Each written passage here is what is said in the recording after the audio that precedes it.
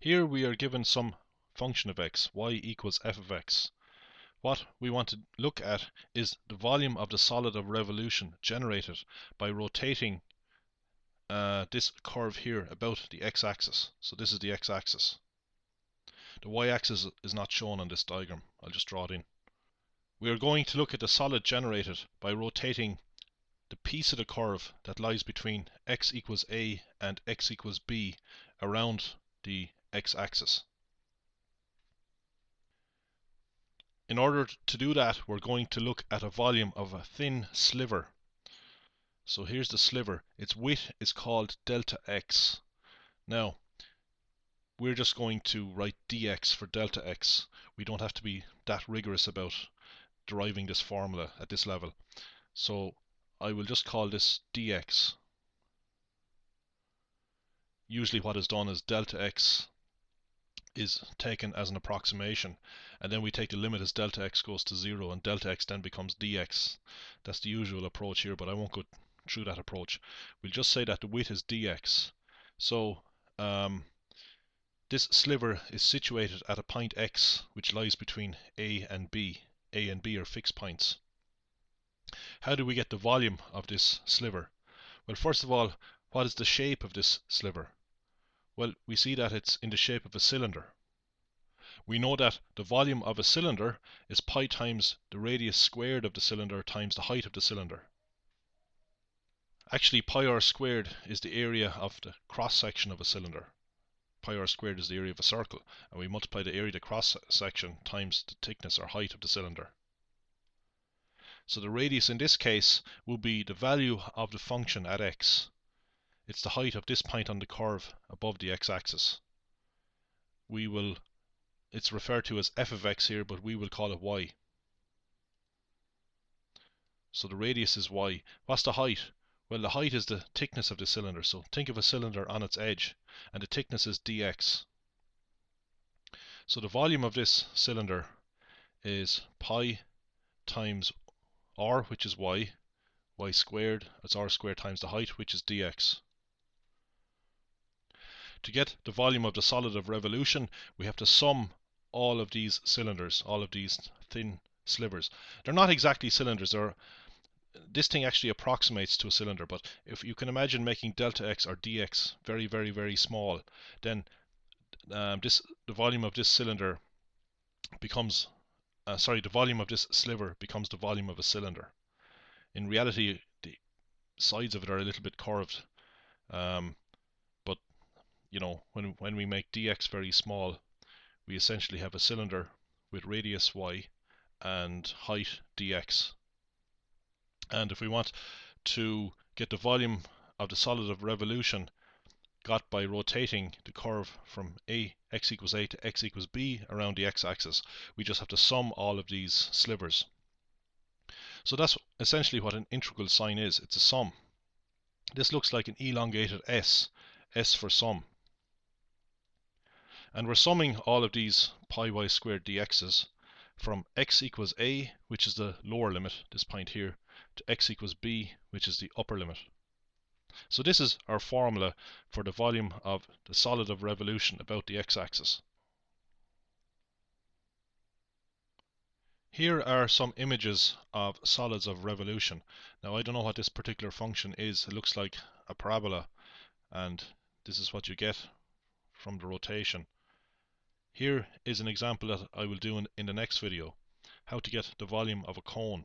The volume of a cone is got by rotating the line y equals x about the x-axis. So f of x equals x, or y equals x. Well, in the next video I will look at y equals mx, which is a line through the origin, any line through the origin, and the solid generated by rotating that straight line through the origin about the x-axis will be a cone. So we can prove the formula for the volume of a cone is 1/3 pi r squared h using this integration method.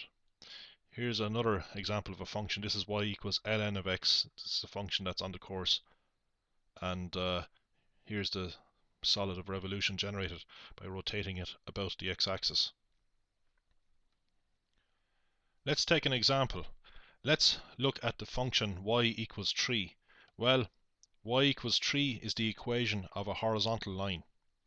It's a horizontal line that passes through 3 on the y-axis. Every point on this line has a y value of 3. And suppose we want to rotate this line about the x-axis. And we want to rotate from 0 to 6. So we apply our formula. We want to integrate from 0 to 6 pi times y squared. Well, y is 3, so 3 squared. And we want to integrate with respect to x. Now, pi times 9, that's just a constant. So we're just integrating a constant with respect to x. So what we get is 9 pi times x. Then we put our upper limit in, which is 6, so we get 9 sixes are 54, so we get 54 pi. And then we put the lower limit in, well that's just 9 pi times 0, well that's just going to give 0. So the volume of the solid of revolution generated is 54 pi. Well, that's a cylinder. Okay, so if you imagine rotating this horizontal line about the x-axis, we get a cylinder. And we know that the volume of a cylinder is pi r squared h. So if we work it out using this formula, we should get 54 pi. Pi r squared, by the way, is the area of the circular cross section. So pi times 3 squared times the height. Well, the height would be this distance here. R would actually be this distance, and the height would be 6. So you see we get 9 times 6 is 54. We do indeed get 54 pi. Of course, I could have done this more generally. Instead of integrating from 0 to 6, I could have integrated from 0 to any value that we can call h. So h would become the height of the cylinder. And I could have made the radius, I could have just said y equals r. So it doesn't necessarily have to be 3, it could be any value. So we would be integrating from 0 to h of pi times r squared. And integrating pi r squared with respect to x gives us pi r squared x, because r is a fixed number. Pi and r are fixed numbers. That's just a constant. It's like integrating 2 with respect to x to get 2x. Integrate pi r squared with respect to x, and we get pi r squared x. And our limits are from 0 to h. We plug the upper limit h in for x, and we get pi r squared h. Then we have a minus sign. Then we plug the lower limit 0 in for x, and we get pi r squared times 0. Well, that's just 0, that last term. So we get the familiar formula for the volume of a cylinder. Let's do one more example. Suppose we want to get the volume of revolution of this piece here, of this piece of the curve about the x-axis. The volume generated by rotating this piece of the curve of y equals x squared plus 1 about the x-axis. Well, we have to calculate this integral here. The pi is just a constant that can be taken outside the integral sign. We have to integrate y squared with respect to x. Now y here is x squared plus 1. This is a parabola. We have to square y, so we have to take x squared plus 1 and square it. We get x to the 4 plus 2x squared plus 1. This is a straightforward integral. We get 1/5 x to the 5 plus 2/3 x cubed plus x. And the limits are from 1 to 2, so we plug 2 in for x. We get this. Then we have a minus sign. Then copy this out, replacing x with 1. And we get 178 pi over 15 for the solid generated. So the solid generated will look something like this here. This is a rather poor attempt at drawing this with perspective.